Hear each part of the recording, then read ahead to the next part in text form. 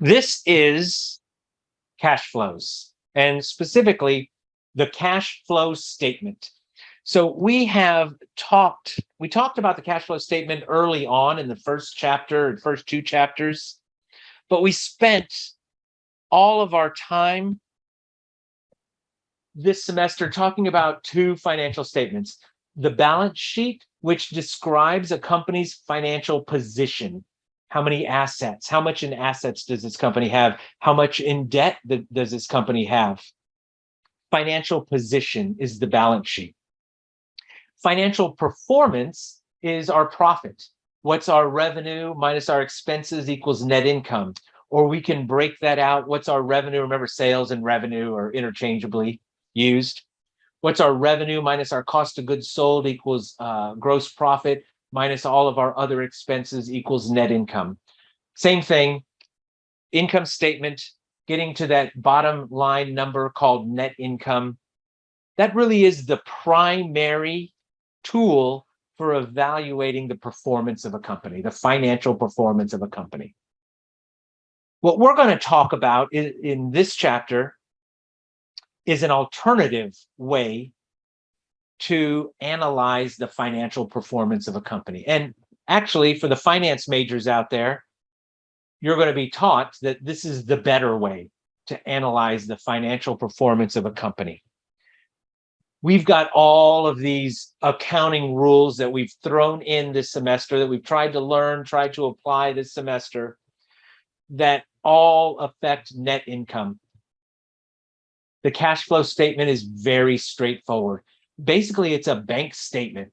It's got a beginning balance. It's got a bunch of deposits or cash inflows. It's got a bunch of withdrawals or cash outflows. And then it's got an ending balance. That's really all a cash flow statement is. And finance majors, more than just finance majors, but finance majors really care about that because we spend cash. And so we need to know how much cash is this company generating. Profits are good, but cash is what we spend. Cash is what we pay out to the investors in the form of a dividend. So we really want to know, how is this company doing cash flow wise? That is the statement of cash flow. That is this one square here that I have not circled in highlighter. The statement of cash flows categorizes all of the cash inflows and outflows for the period into one of three categories. Operating, which is doing whatever it is that we do to turn a profit. Operating, investing, and financing.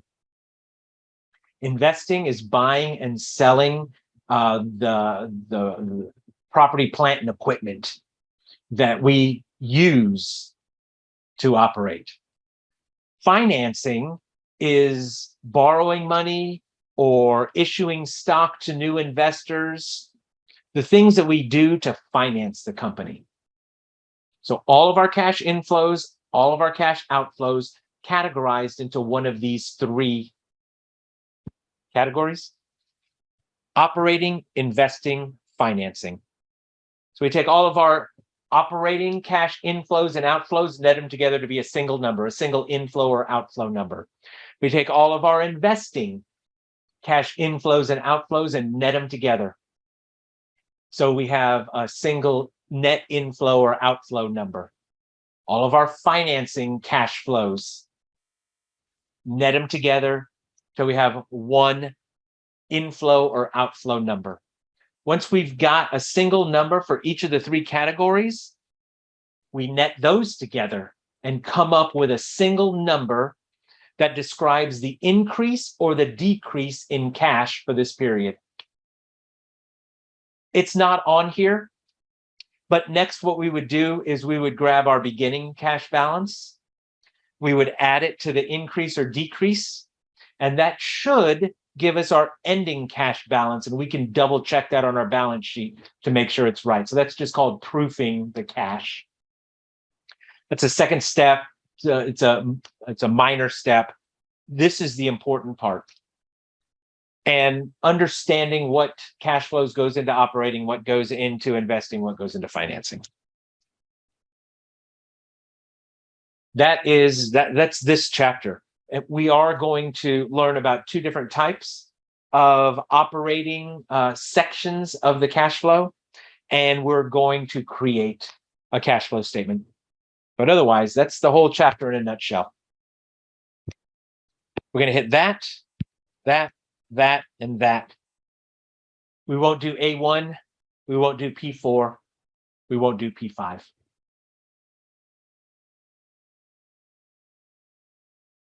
So first, understand the difference between operating, investing, and financing.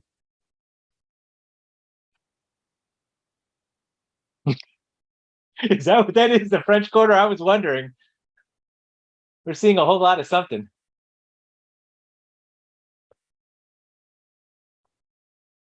So I talked a little bit about why we care about the cash flow statement. But here in boxes are some more reasons why we care about it.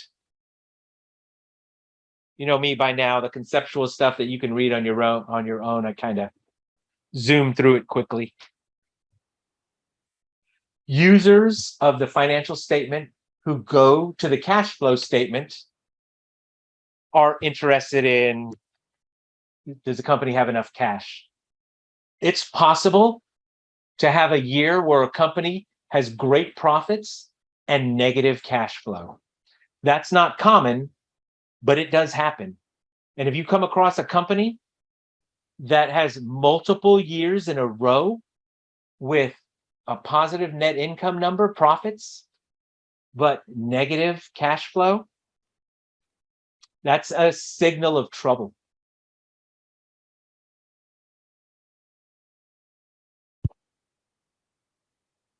We've talked about what is cash. Cash, we know what that is, but also cash equivalents, we call that cash as well. And then here are the categories: operating, investing, and financing. Most of our cash flows are going to be operating. It has to do with day-to-day operations. Just whatever it is that we do to make money is operating. Investing is buying and selling the assets that we use to help us make money. Property, plant, and equipment, buildings, land. Financing is how we finance the company. Issuing or paying off debt, issuing or buying back stock. Paying dividends also goes into the financing section. However, here's something weird. Let me write it down here. Most of the stuff we're going to come across isn't weird. It might take a little bit of memorizing, but it all kind of makes sense. At least it does to me. Here's a weird thing that I think is weird. Dividends paid is financing. That's what I would expect. But interest paid goes in operating, not financing. So if you borrow money to finance the company and you pay that money back, when you pay the money back, that is a financing activity. But the interest that you have to pay, that's an operating activity. So to me, that's kind of a weird one. Doesn't quite make sense. Just remember, interest cash out is operating, but dividends out, financing. Here's another reason I wanted to start. I wanted to start off the beginning of the chapter, just pulling in all of the financial statements, all three major financial statements that we talk about. Yes, Mary, do you have a question? Yeah, why is dividend financing activities? Because we pay dividends to our shareholders, and common stock is financing activity. Why is common stock a financing activity? Why wouldn't that be an investing activity? Investing is investing in the assets of our company. Common stock is how we bring money into the company in order to finance our operations. We sell common stock. I understand the concept. I don't mean to interject. I understand the concept of raising capital and thereby issuing common stock. However, I am still kind of at a loss as to why, if I issue common stock and I receive money in the form of capital for issuance, then why that would be a financing activity. I think it's the way you look at it. I think when you think stock, you think about investing, but we're talking about it from the company's point of view. When the company is investing, they're investing in property, plant, and equipment to be able to do whatever it is that the company does to make money. When the company is issuing their common stock, that's not an investment for the company. That is how the company finances itself. So I think maybe that's where the investing and the financing terms are getting mixed up. The company is not investing in itself when it's issuing common stock. It is providing financing for itself. Does that help a little bit? Thanks for the clarity. So for the financial statements that I brought up at the beginning of the chapter here, brought it up, of course, just to kind of tie everything together, but also the cash flow statement, the creation of the cash flow statement is highly dependent on both the balance sheet and the income statement. So you want to do the cash flow statement last. Here is its relationship. This is the cash flow statement. And here is the balance sheet broken up into two pieces. So this is the asset side of the balance sheet and the liability equity side of the balance sheet. Current assets and liabilities generally affect operating cash flow.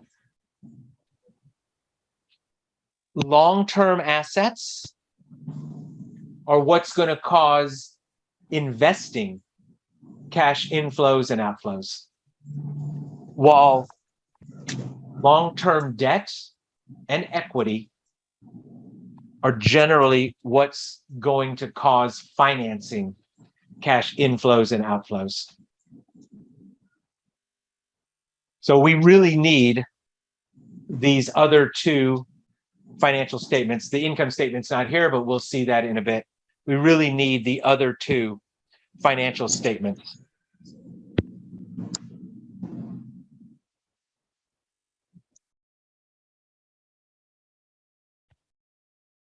Okay, so these are important.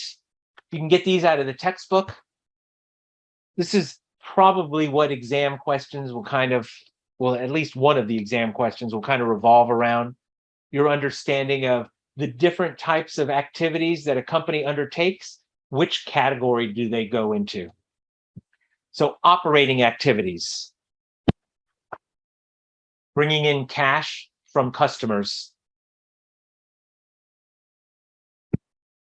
whether it's cash at the sale point, or if they did accounts receivable, cash after the fact.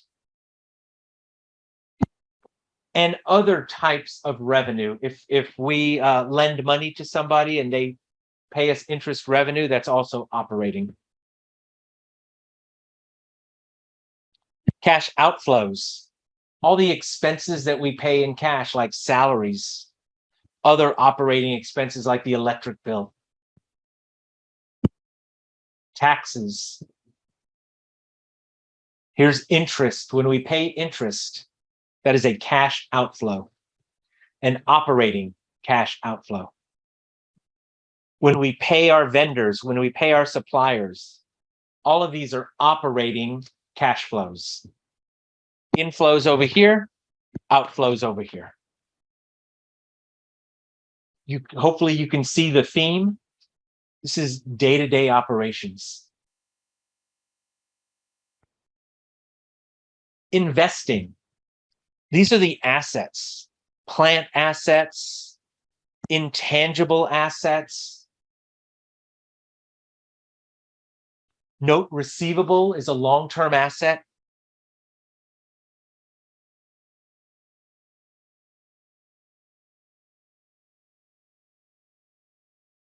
when we're investing in another company. So again, maybe Mary, this is what's throwing you off a bit.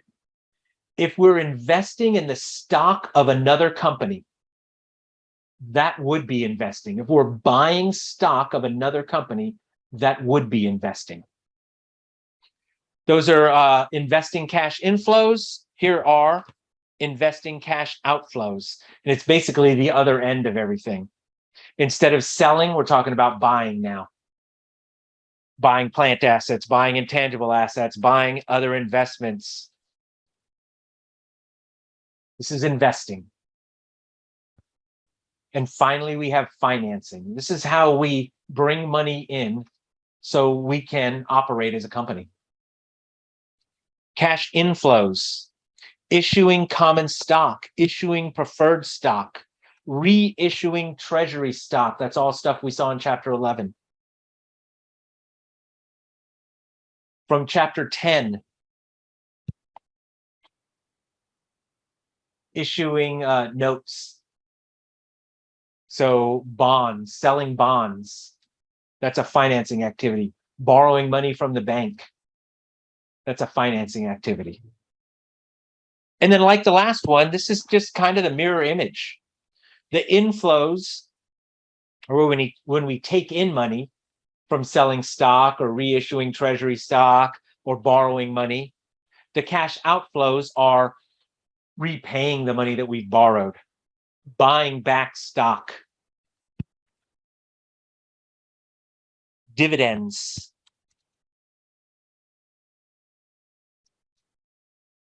any withdrawals of owners, withdrawals that the owners make, taking money out of the company.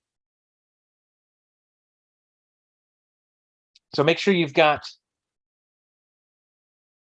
a good grasp of the cash flows that are categorized as operating, investing,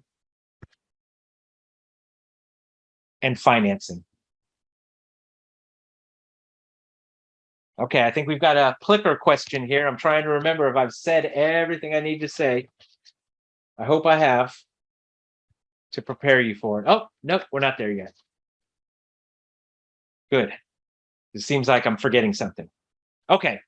There is a piece missing from the statement of cash flows. There's an important piece missing from the statement of cash flows. It is possible to have important transactions that don't affect cash. And if they don't affect cash, they're not going to show up on the cash flow statement. And so here's some examples. And what I've done, and the colors don't mean anything, I was just changing color, so it's easy to tell one journal entry from another. What I've done is I've written a journal entry off to the side for each of these bullet points. So that top one, retirement of debt by issuing stock. This would be, we owe somebody money for a note payable or a bond payable. And instead of paying them back in cash, we pay them back with our own stock. So we issue common stock, we give them common stock and to get rid of that note payable. There's no cash there, and there isn't going to be cash that changes hands later on. This is a non-cash transaction, yet it's still important. It's important that our users of the financial statements understand that we have issued more stock and we've paid off some debt. But this isn't going to show up in the cash flow statement. So all of these things, we'll have to make a note. If we do one of these things, we'll have to make a note after the cash flow statement in the notes to the financial statements that just explains this. And so there's just more of these. Converting preferred stock to common stock. No cash involved. We would have to make a note. Lease of assets in a capital lease transaction. This is for anybody who's considered buying a new car. You go to the dealer, you pick out your car, you haggle on the price, you come up with the price you're going to pay. You go to financing, and sometimes they give you a choice. You can purchase the car and we can help you finance it, or you can lease the car from us. leasing is like just renting the car, but it's got a long-term contract that you've got to rent it for a certain amount of time. And at the end of this contract, you give the vehicle back. You can do the same thing with all kinds of business assets. And what some companies figured out is if I do one of these long-term leases on buying an expensive piece of machinery, instead of financing it, instead of taking out a loan, that loan doesn't appear on my balance sheet. So it's a way to kind of not put all of your debt on your balance sheet. The asset also doesn't appear, but if you're really concerned about the amount of debt you have on your balance sheet, then leasing would be a way to not show that you have this large debt. The accounting standard setters, the people who write the accounting rules, caught on to this. And if a company does have one of these long-term leases, it's called a capital lease. We have to put it onto the balance sheet. We put the asset on the asset side, and we figure out how to turn this into a liability, and we put that on the liability side. But there's no cash here that changes hands. We're not buying or paying the lease with we're paying it with cash, but we're not paying it down in a way that it appears in the financing or the investing section. Instead, it just looks like operating expenses. So that's something that goes into the notes to the financial statement. Let me say here that some of this chapter goes into way too much detail. And this slide is an example of that. It goes into way too much detail. This stuff is not in the homework, and it's not going to be on the Quizlet. I'm not 100% positive about that, but I'm like 90% positive. This level, this depth of question is not going to be in those easy Quizlet questions. And it's not going to be on the exam. So this non-cash, understand that there are transactions that are non-cash transactions, and they would go into the notes of the financial statement. But as far as truly understanding all of these examples, that's beyond the scope of where we need to be.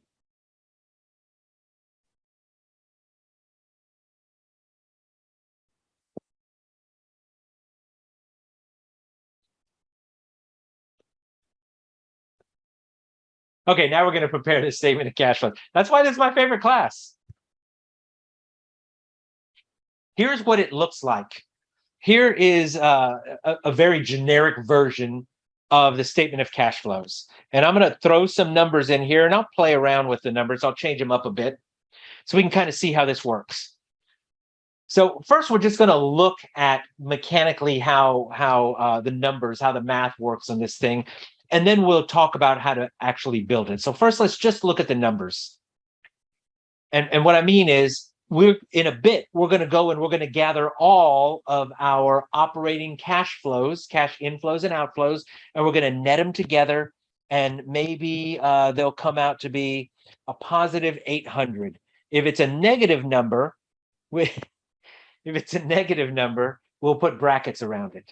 So here, this is a positive 800. That means we had net cash inflows from operations. And then we do the same thing for investing. We go look at all of our investing cash inflows and outflows, and we net them together, and we'll come up with a net cash inflow or outflow from investing activity. So here I'm saying it's going to be a $200 outflow. And then we do the same thing for financing. And maybe for financing, it was a $500 inflow. Next, we combine those numbers. So 800 minus 200 is 600. 600 plus 500 is 1100. That's our statement of cash flow right there. We had 800 in from operations, 200 out from investing, and 500 in from financing. Now we'll have all of the individual transactions or activities listed, so it's not going to be this generic. But right now, I just want to focus on those the total numbers for each of the three categories. So that really is our statement of cash flow there. We're going to do one more step, which is called proofing. Proofing the cash balance. We're going to grab the beginning balance of cash. We're going to add it to the net increase. Since it's a positive $1,100, that's saying our cash has gone up by $1,100 this year. We'll add them together. So we started with 300 and we added another 1,100. Our ending balance should be 1,400. And then we go to our balance sheet and we look and we see, or we go to our T accounts and we look and we see, is our cash ending balance $1,400? And if it is, that means we can feel good about this cash flow statement. So proofing the cash. That's what most of these problems are going to look like. Is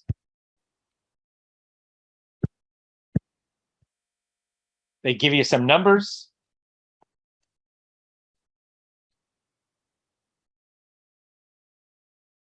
And you have to come up with a net increase or decrease. So 700 plus 800 is 1,500. Minus 1,100 is 400. Hope I'm doing my math right. So we're saying $400 is the net increase in cash for this period. Our beginning balance in cash was 1,000. That means our ending balance should be 1,400. Stop me or slow me down if I'm going too fast. I'm just going to play around with numbers here because some of these problems are going to hit it from a different angle. You might get something like this. Do this. Change that.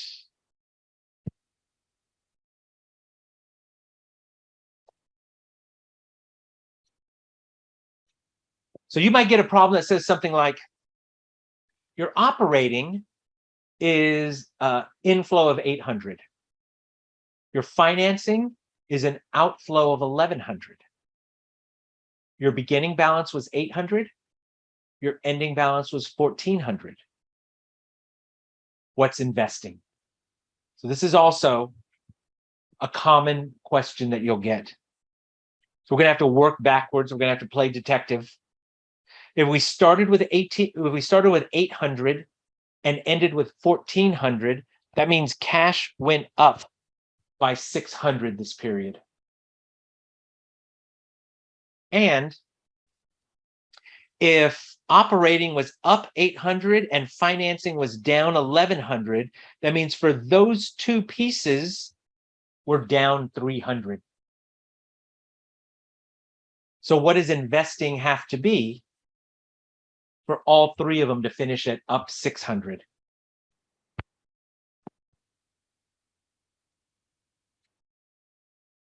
But be prepared for questions like that. And then we can double check.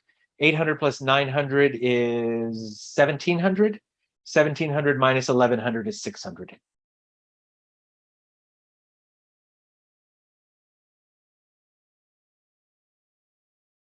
Let's do one more, although I think hopefully you got the picture.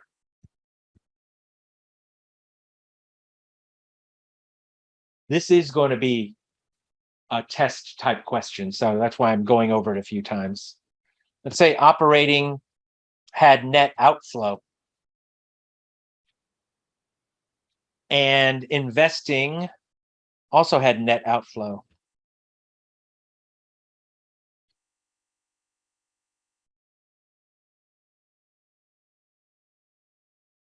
And cash was net inflow.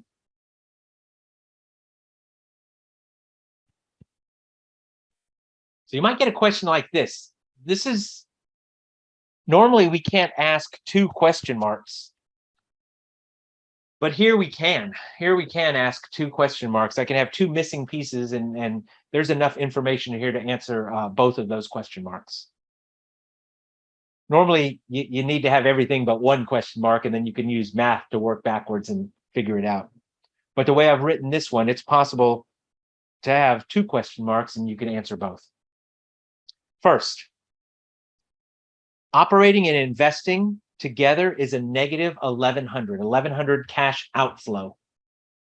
But cash for the year actually went up by 100.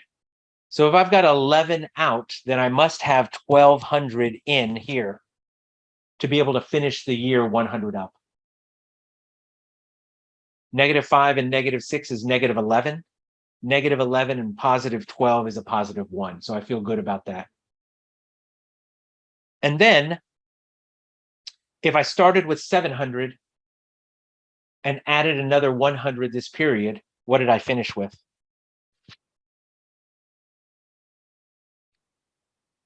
So it's adding and subtracting. There's not even any multiplication or division. It's adding and subtracting. But you do have to know the way the formula works. And basically it's that. It's the top number plus the middle number plus the bottom number equals that. And then when you add the beginning balance, you'll get the ending balance. That's the formula you want to follow here.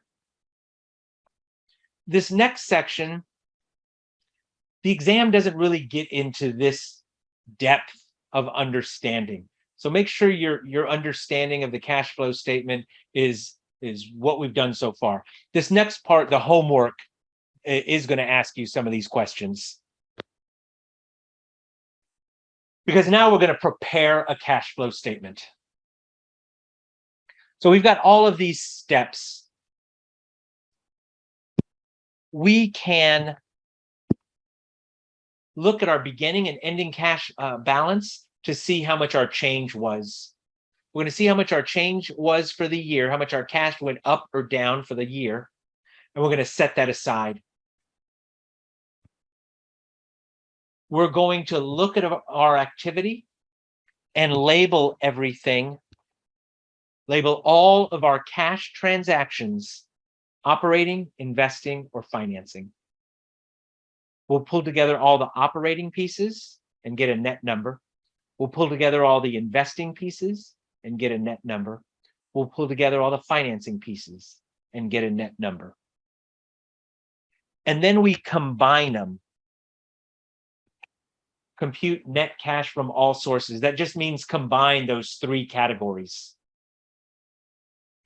And then here in 5, it says prove it by adding it to beginning cash to get the ending cash. And that's where we come back and look at the balance sheets again. So this is, and I think I've said all this already. This is how we're going to create our statement of cash flows. If we have a smaller company that has a small number of cash transactions, we can pretty much create the whole cash flow statement just by looking at the cash account. We can certainly create create the entire operating section just by looking at this cash account. But I think we can do the whole thing. What we want to do, and this is all activity for the whole year. That's why this is a small company, not very much going on. This is all the activity for the whole year that had to do with cash. And we're going to label each one of these operating. We got a little bit of time. Operating,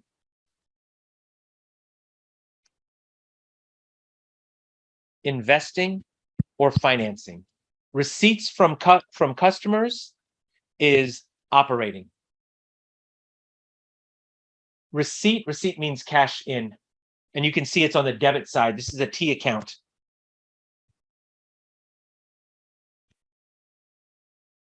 So it's on the debit side. That means cash in.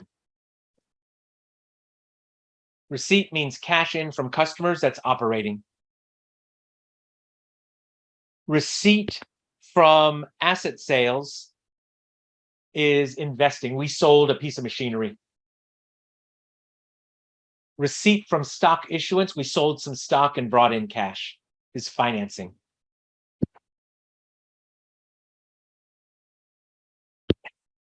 You don't need to take the laptop with you. You can go. We've got a little bit of time.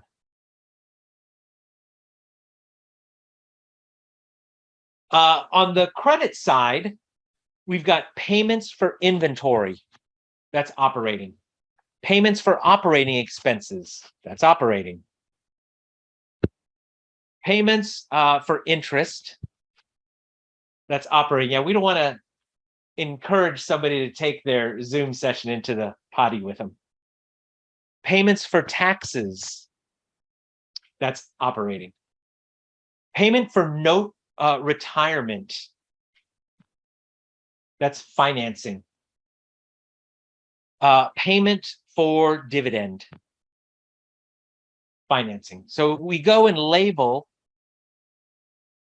all of these. We can create our cash flow statement from here.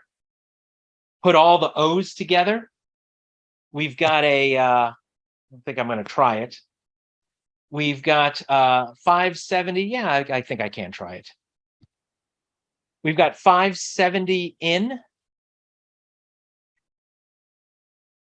And then out, we've got minus 319, minus 218, minus 8,000, minus 5,000. So operating is a positive 24,500. Investing, we only have one. And it's a positive 2,000. Financing, we have 15,000 in. And we've got 18,000 out and 14,000 out. So negative 17,000 for financing.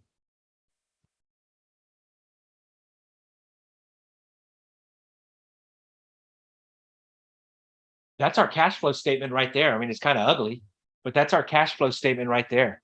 We can sum it out. 24,500 plus 2,000 minus 17,000.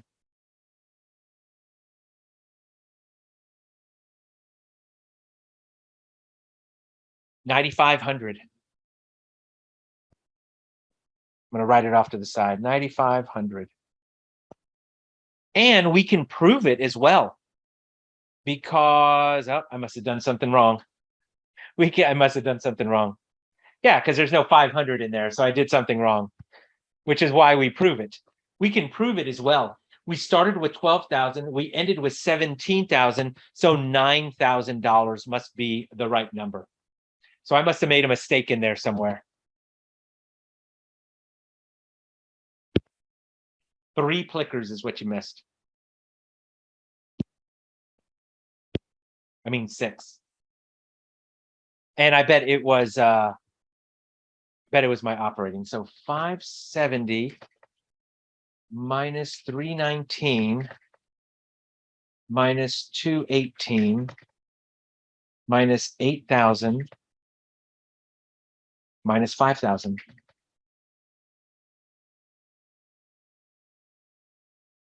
Well, that doesn't look right either. So I'm going to stop trying because we've got it on the next slide. We've got it on the next slide. We've got it on the next slide. Here it is.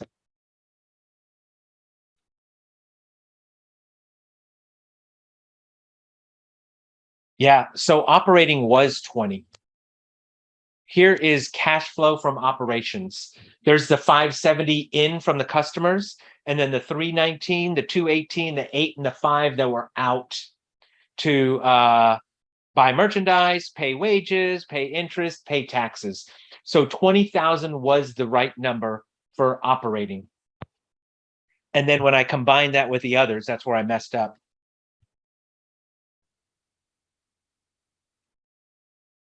20 and 22, 20 and 2 is 22 minus 17. Still doesn't seem right.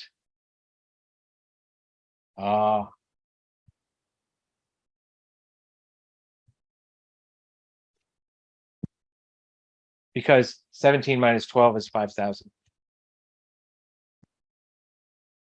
Y'all can step in anytime and correct my math. Feel free. So our cash increase for the year went from 12,000 to 17,000. So our cash went up by 5,000. And that cash up came from three places. Operating went up by 20,000, investing went up by 2,000, and financing went down by 17,000.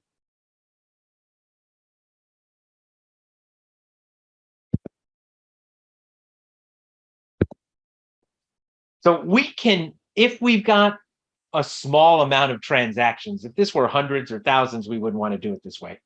But if we've got a small amount of transactions like this, we can create the cash flow statement right from the cash account.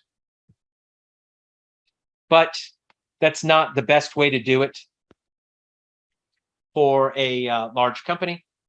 So we're going to learn a different way. And the textbook talks about this other approach. Cash equals liability plus equity minus non-cash assets. We're not going to quite do it that way, but I'll show you how we're going to do it. Okay, first, there's only one way to create the investing activities, cash inflow or outflow. There's only one way to create the financing inflow outflow section.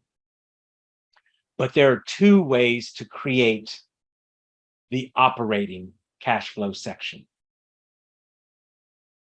There is the direct method, which is the easiest method to read. And we saw that kind of here just a second ago, because we saw the cash account. Now, if you're outside of the company and all you can get is the financial statements, you can't see the cash account. But if you look at the operating activity section of the cash flow statement and they use the direct method, you can pretty much see what's going on in the cash account, because all of these, we saw this. That was a debit to cash, that was a credit to cash, credit to cash, credit to cash, credit to cash, and it was from customers, for merchandise, for wages, for interest. So we could see all of that if we use the direct method to create the operating activities section of the cash flow statement. Most companies do not use the direct method. Most companies use the indirect method, because when you have a lot of transactions, the indirect method is easier to create. But it produces a bunch of unintelligible numbers. The bottom line number is the same, whether we use the direct method or the indirect method. We come out with the same answer. For this problem, for this company, they had net cash inflow of $20,000. So that's what happened. Using one method or the other isn't going to change that. It's how we get there. If we use the direct method, it is basically right out of the cash account. So we have this great insight to how the company collects and spends cash. If the company uses the indirect method, there isn't anything in here that we can, there isn't any good information that we can glean out of the indirect method. The indirect method is used, and it's used by the majority of companies because it's easy to create. What we do here is we begin with the bottom of the income statement. We grab net income. That's our starting point. And we're going to make adjustments for non-cash items and for changes in in current assets and current liabilities. So first, these are our non-cash transactions. Depreciation expense is not a cash expense. We don't write a check for depreciation. We wrote a check a long time ago to buy an asset, and that's when the cash outflow happened. And over the life of the asset, we take these depreciation expenses. That has nothing to do with cash over the life of the asset. It's just an accounting trick. So we want to back that out of net income.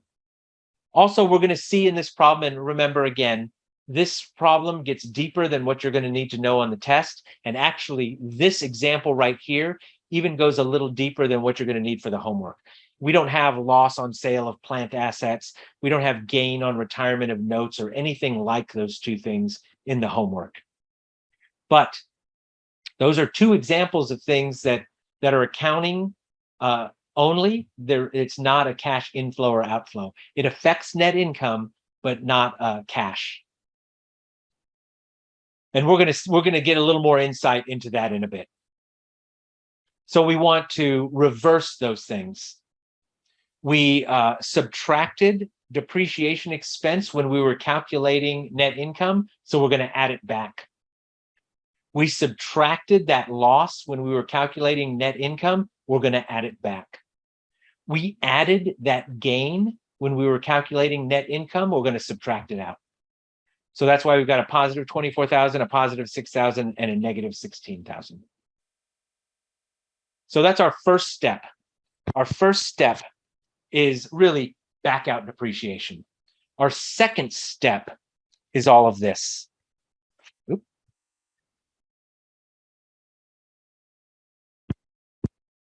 Our second step is make adjustments for changes in current assets and current liabilities. We're going to be able to see this better in a second. So those are the two ways.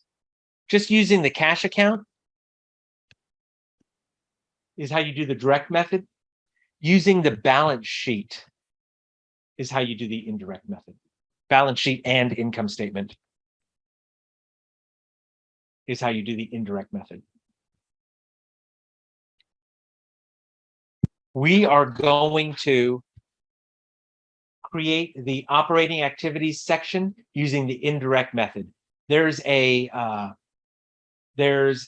appendix to this chapter where it uses the direct method, not testable. Here's the indirect method.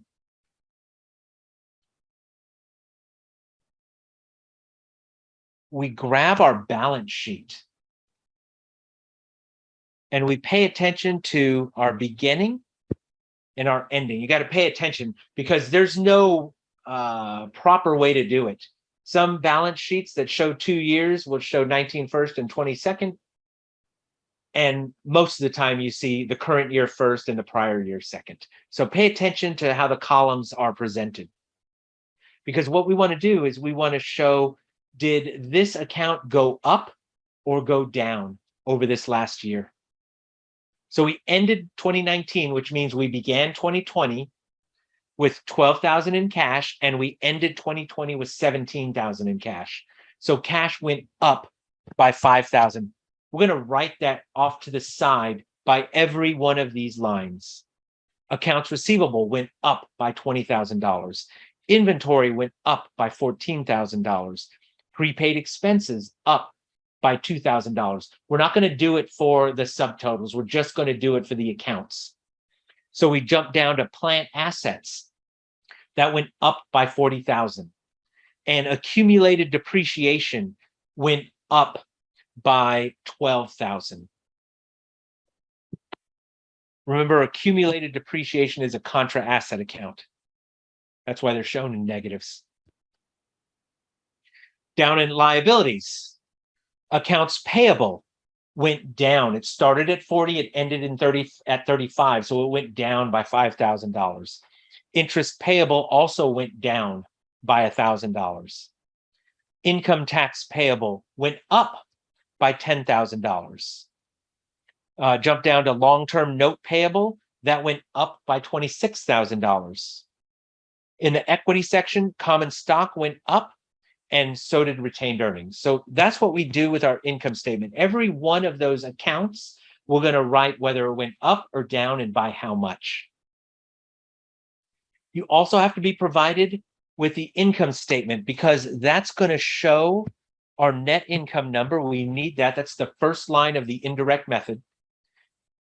And we also need depreciation expense. And we're going to need these other gains and losses. Usually, you're not going to have that in your homework, the other gains and losses.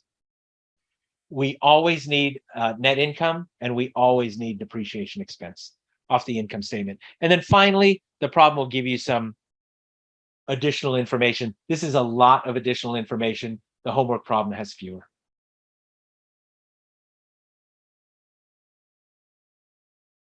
We're going to go through and label these.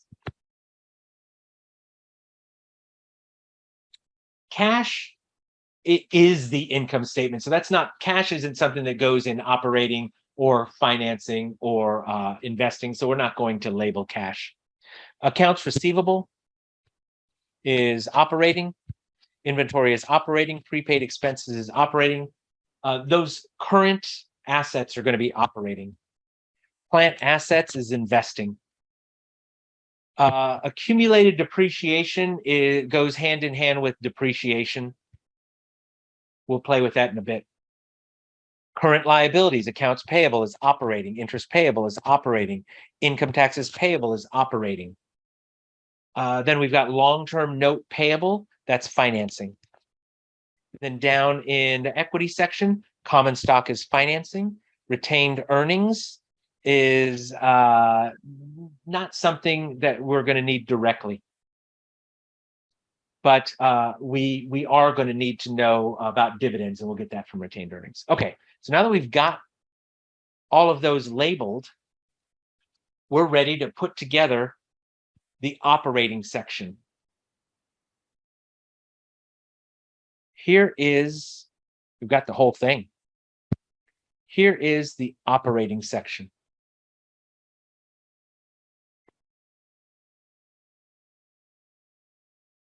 We start off with net income, $38,000. It's right here.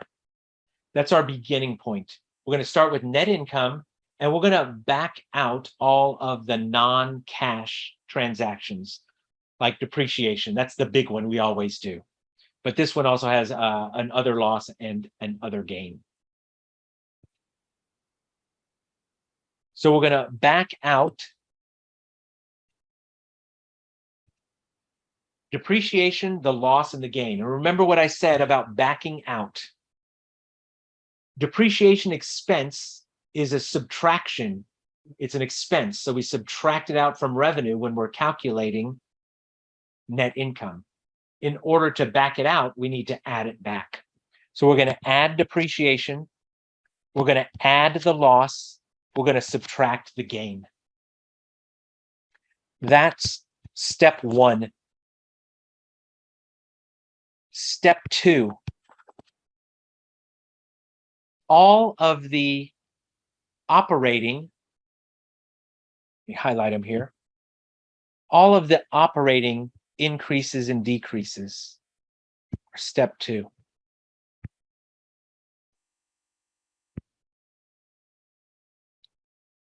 Okay, this next calculation is in the textbook. It's in the slides, but we haven't seen it yet. I would write it down on a card. I would memorize it.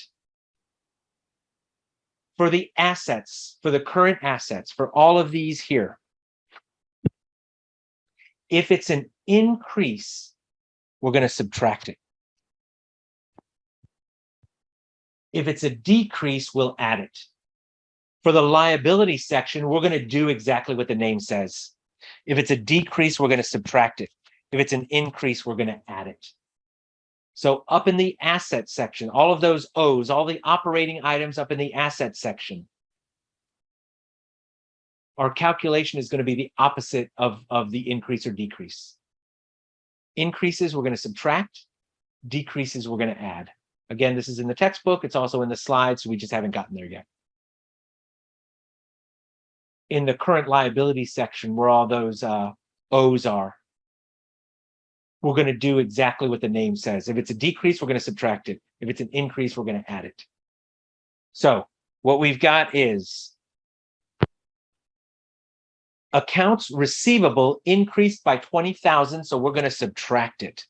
Accounts receivable increased by 20,000, so we subtract 20,000. Inventory increased by 14,000, so we're going to subtract it. Inventory increased by 14,000, so we're going to subtract it.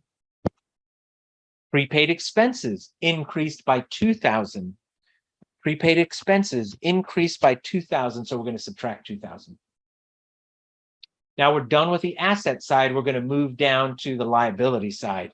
Now we're going to do exactly what it says. Accounts payable decreased by 5,000, so we're going to subtract it. Accounts payable decreased by 5,000, so we subtract it. We subtract 5,000.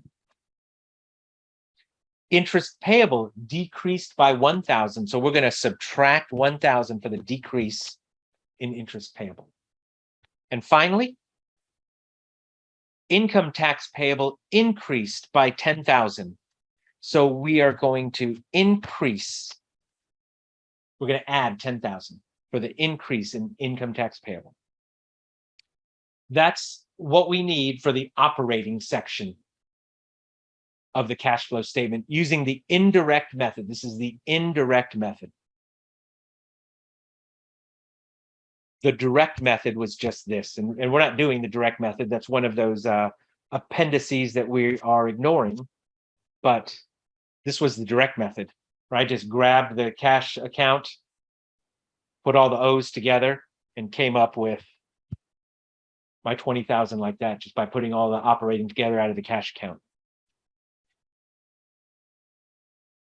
But we're doing the indirect method. So there is the operating activities section using the indirect method. Now, the other two, we're going to do it the same, whether it's indirect or direct. And that is, go back here and look for I's and F's on the balance sheet. So let's do I's first. Plant asset. And now we're going to have to look at the additional information to kind of figure out what happened. Plant assets went up by $40,000. If I had no other information, what I would guess is we bought a piece of equipment for $40,000. Let's look at the additional information. It says we bought equipment for $60,000. That's why cash went, that's why property, plant, and equipment, what's it called? That's why plant assets went up, but it went up by more than 40. So now I'm expecting to find a 20 going down. We must have sold something for 20. Let's see. Sold plant assets. 20. And now we're talking about the original cost. So I don't mean 4.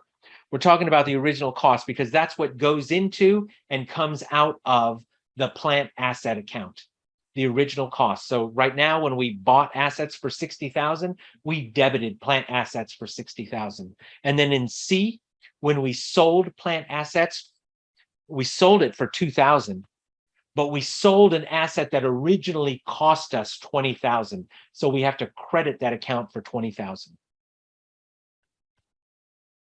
So this 40,000 over here is made up of 2 pieces. I want to write it off to the side so I know what's going on.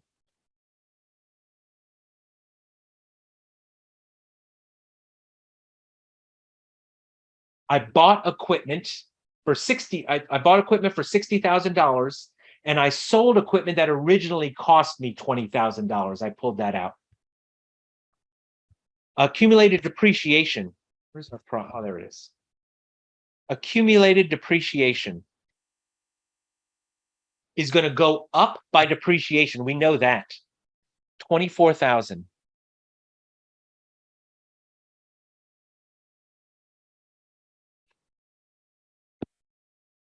Accumulated depreciation goes up by our depreciation expense. But that doesn't explain the $12,000 increase. That's a $24,000 increase. Over here explains the difference.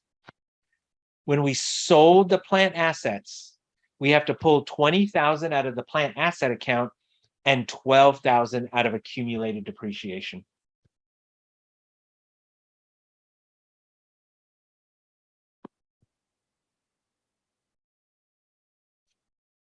So those two together explain why accumulated depreciation went up by 12,000, because it went up by 24 and down by 12. It went up by 24 because we took depreciation expense this year. It went down by 12 because we sold an asset that had $12,000 of accumulated depreciation. So we need to pull that out. We no longer have the asset. We no longer want that $12,000 of accumulated depreciation in the accumulated depreciation account. Let's see what else we need to explain.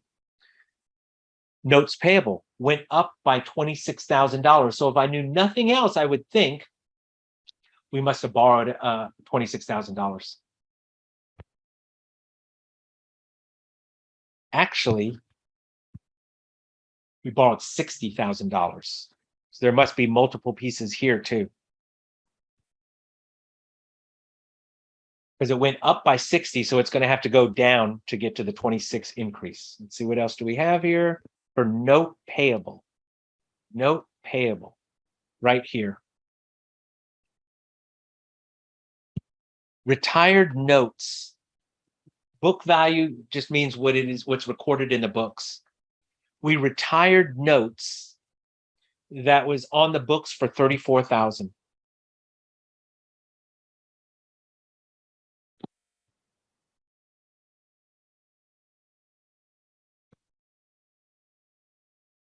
So those retired means they went away.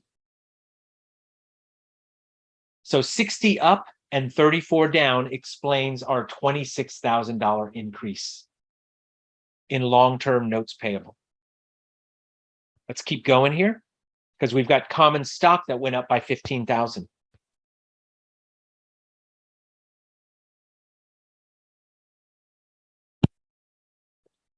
We issued 3,000 shares of common stock. So 3,000 at $5 par.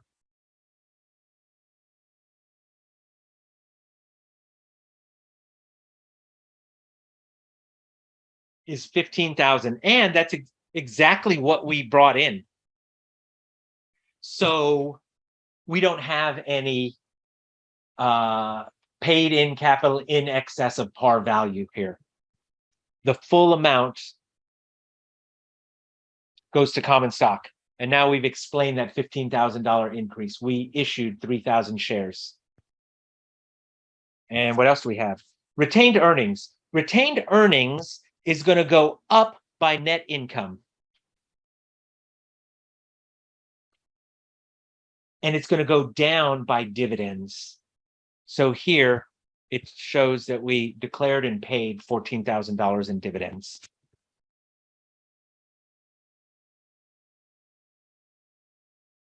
So 38, and I don't want to do this one in my head. 38 minus 14 is 24,000. So that explains the $24,000 decrease there.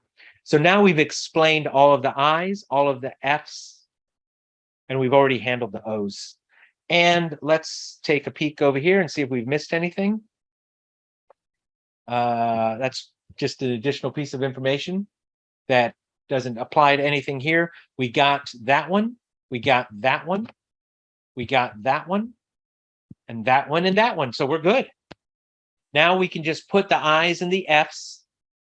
We've got 2 I's and 1, 2, 3 F's. We don't have to put net income down on the cash flow statement. We do have to put dividends. We do have to put the new note payable cash in of 60,000 and the note payable out. Okay, now, when we're putting these things onto the onto the cash flow statement, these just help us identify. We've got those two things there.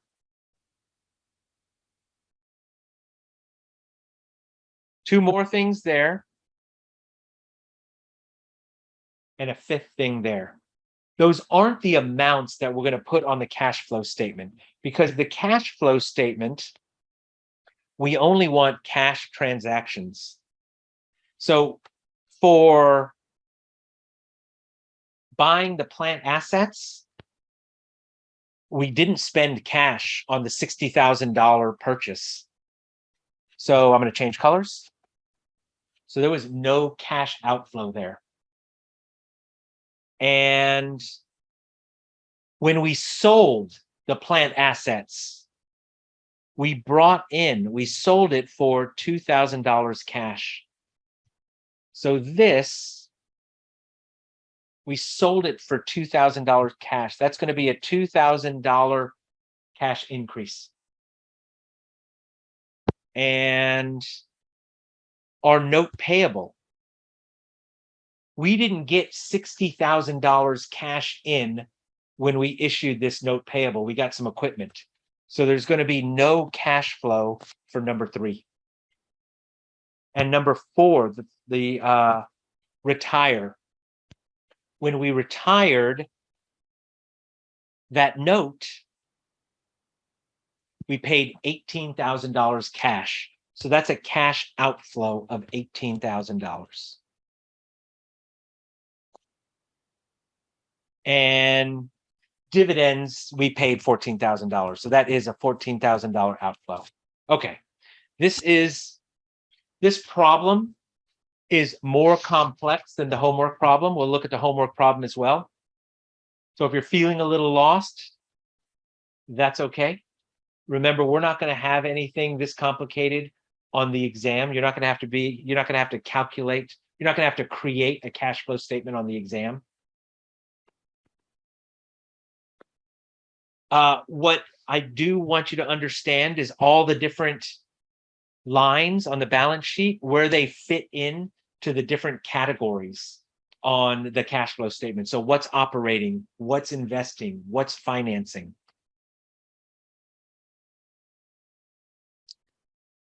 I also want you to have this general understanding of how the indirect method of creating the operating activity section works, where we find all of the current asset changes and current liability changes, and we make the adjustments.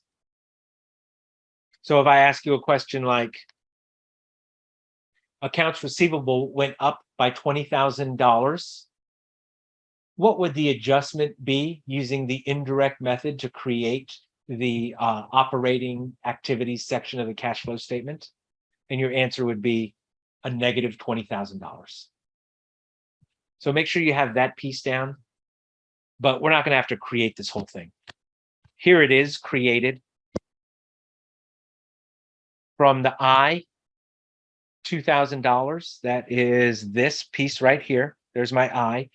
Nothing for number 1, but Roman numeral 2 has an inflow of $2,000. There it is right there. And then for the F's down here, Roman numeral number 3 isn't there. Here's number 4. It's a cash outflow of 18. And I also have a cash outflow of 14. Here's my cash outflow of 18.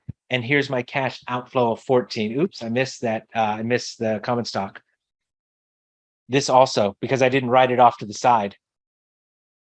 That also goes there. We'll call this number 6. We pulled in $15,000 cash from issuing stock. There's your cash flow statement. I don't want to make it sound like easy as that. Cash flow statement. because I know it's not easy. But we have just created a cash flow statement using the indirect method to create the operating section.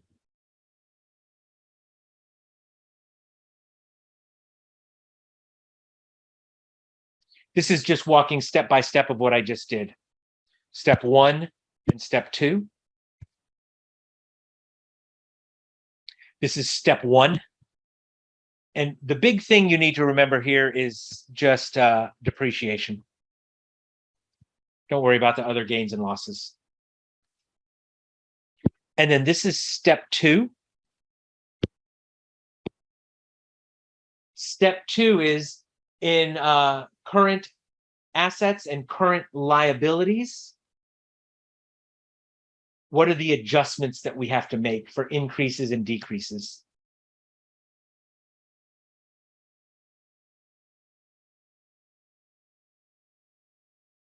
Here it is again. The 4 pieces. Decreases in current assets are added. Increases in current assets are subtracted. Increases in current liabilities are added. Decreases in current liabilities are subtracted. And then you've got the operating. Here's step 1 and step 2 together. Then you've got the operating activities section. And then next is investing and financing, and I've already done that as well. Here's where I went through and found that plant assets went up by 40,000. I went to the additional information and I saw that came from 2 pieces. I bought an asset for 60,000 and I sold an asset that originally cost me 20,000. That's what they're doing here, is they're going back and untangling, using the additional information. They're untangling what made up that $40,000 increase in plant assets.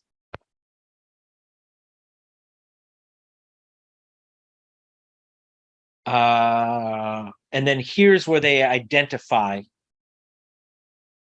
the 60,000 that doesn't go anywhere on the cash flow statement. Instead, it goes down as a note later on because it wasn't a cash outflow or inflow.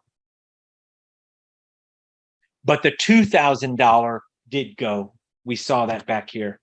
We saw that somewhere.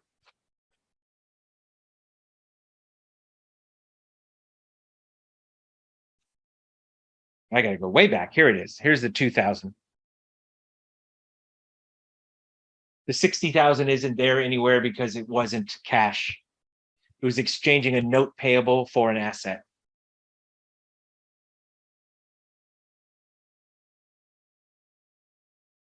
And financing was just the additional common stock. It was note payable, one we paid off, and a new one that we created. And remember, we're looking at the cash piece of it. So for the new note payable, there's nothing on here except for a note at the very end. But for the one that we paid off, we used $18,000 cash to pay it off. Again, I'm going through these kind of quickly because I don't expect you to have these down. We're not going to have these big non-cash items. And then finally, retained earnings. In retained earnings, you have to remember net income changes retained earnings, and so does cash dividend. Net income is an increase and dividend is a decrease.